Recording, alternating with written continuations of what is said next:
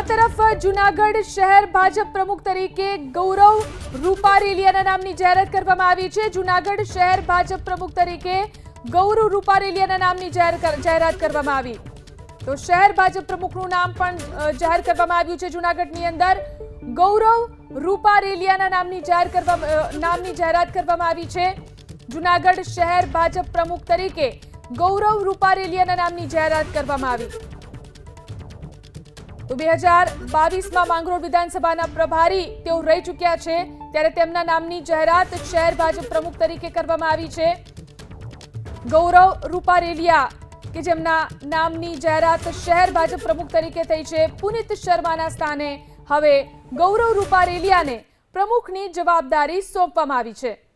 તો જૂનાગઢ શહેર ભાજપ પ્રમુખના નામની પણ જાહેરાત કરી દેવામાં આવી છે। ગૌરવ રૂપારેલિયા બન્યા છે શહેર ભાજપ પ્રમુખ। 2022માં માંગરોળ વિધાનસભાના તેઓ પ્રભારી રહી ચૂક્યા છે।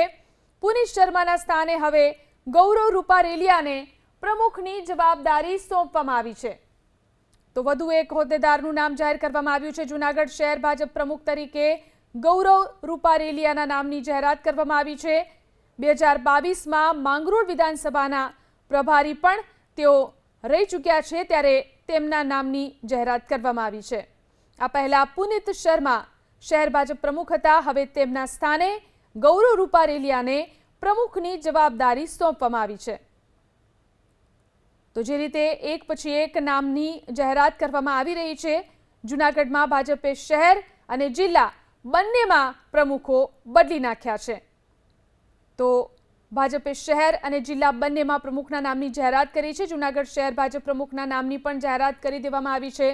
ગૌરવ રૂપારેલિયાના નામની જાહેરાત થઈ છે। 2022માં માંગરોળ વિધાનસભાના પ્રભારી પણ તેઓ રહી ચૂક્યા છે।